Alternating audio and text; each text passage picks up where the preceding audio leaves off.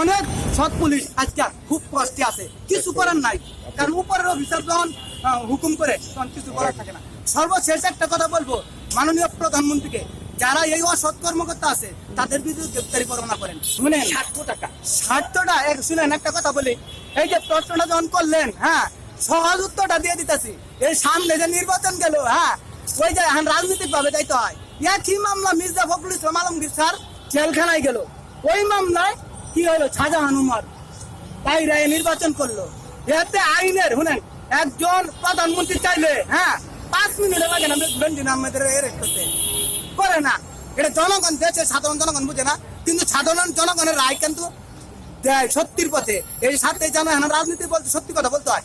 7ই জানুয়ারি যে নির্বাচনটা হইলো, বাংলাদেশ জনগণ ভোট দিতে চায় নাই, কিন্তু কি বলে সরকারি কর্মকর্তা লোকেরা বলে এবং কি তাদেরকে ধন্যবাদ জানা, দেন বড় বড় কর্মকর্তারা সাধুবাদ জানা, কিন্তু মানুষ জনগণ তখন হাসে যে বাংলাদেশের জনগণ তাদের শুভেচ্ছা জানালো না, রাশিয়া চীন ভারত শুভেচ্ছা জানালো। আজকে এই জন্য বর্ডারে বিজেপি হত্যা করে কোনো প্রতিবাদ আছে? হ্যাঁ প্রতিবাদ নাই। আজকে দেখেন এই দেশটা ভারতের দাবিদারি চলতেছে।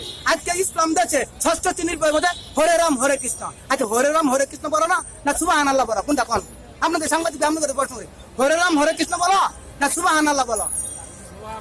হ্যাঁ এই যে সংসদে জিয়া রহমান 1 আগস্ট করে বিসমিল্লাহির রহমানুর পাশ করছে, বিসমিল্লাহির রহমানুর বলো না বঙ্গবন্ধু বলো, কোনটা? এটা মেলা ইতিহাস আছে ভাই। এই না এই যে অনেক মানুষ মনে করে তুমি চালাও রিক্সা, কিন্তু শুনেন যখন আপনার একটা ক্ষমতা থাকবো, হ্যাঁ মানুষের আল্লাহ তাআলা মানুষের ব্রেন, গরিব ধনী থেকে ব্রেন দেয় নাই, ব্রেন কেউ কাজে লাগাইতে পারে কেউ কাজে লাগাইতে পারে না। যেমন হঠাৎ করে বসেছে আপনারা আসলেন, এই কথাটি বললাম আমার মনটা একটু হালকা হয়েছে, কারণ আমি মনে মনে খবর দেখে কই যে হাই রে 500 টাকা ইনকাম করে মেয়ে বলে কমলা খামু, কমলা কিনে দিতে পারি না, মেয়ে বলে পরিজামা কিনু, বাবা বাপ জনও পরিজামা কিনি নাই, মেয়েরে 300 টাকাতে জামা কিনা ই করলাম। ঠিক আছে, এই যে গেঞ্জিটা, হ্যাঁ এই গেঞ্জিটা ফ্রি পাইছি, এই যে বয়কটের গেঞ্জিটা, এই গেঞ্জিটা গাইতে ফাঁসি হবো না, চেয়াল এই চিন্তা করি না, আমি পাইছি ফ্রি গাই দিচ্ছে। অনেকে মনে করে ইন্ডিয়ার বয়কট করে, ইন্ডিয়ার বয়কট আর বয়কট আছে নি, আমার যদি ফাঁসি দিব তাও আমি এই গেঞ্জি কিনবো না, আমি পাইছি ফ্রি পাইছি, আমি গাইতে পারতাম। ঠিক আছে, তবে সবচেয়ে একটা বড় দুঃখের বিষয় অনেকেই বলে যে বয়কট করে আর কি লাভ।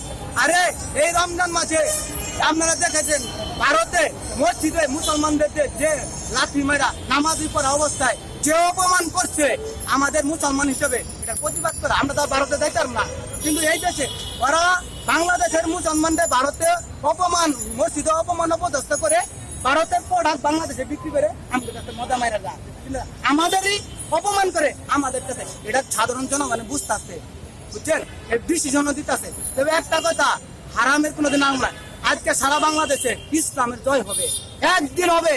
পুরাণেও আছে ইসলামের জয়, বদরের যুদ্ধে 313 জন মাত্র মুসলমানদের সৈনিক ছিল এবং বিজয়ীরা হাজার হাজার সৈনিক ছিল। জয় কাদের হয়েছে? ইসলামের জয় হয়েছে। কারণ সামনের দিকে এই পরিস্থিতি সারা বাংলাদেশে যে দুর্ভিক্ষটা চলতেছে, আজকে বাংলা আলু চাম আবার বাড়ছে, আবার 10 টাকা বাড়ছে। হলিলে তো মাংস তো অনেকদিন গেছিলাম, এটিএন নিউজ আইছিল সাংবাদিক ভাই, বিশ্বাস করবে না 1 কেজি মাংস কেনার জন্য যদি 4 ঘন্টা লাইনে দাঁড়াইতে হয়, তাহলে আমি বিরোধী করবো কখন আর মাংসই কিনবো কখন? আজকে সাধারণ মানুষ খুব কষ্টের ভিতরে আছে, খুব কষ্টের ভিতরে আছে। আমি মাননীয় প্রধানমন্ত্রীকে বলবো বাংলাদেশের এই যে শ্রমিক খেটে খাওয়া মানুষ, সাধারণ মানুষের খোঁজ খবর রাখেন এবং কি যারা অসৎ কর্মকর্তা যেই হোক, যে কোনো ডিপার্টমেন্ট হোক, অসৎ লোকদেরকে চিহ্নিত করে আইনের আওতায় আনেন, এটাই আমার মাননীয় প্রধানমন্ত্রীর কাছে আবেদন।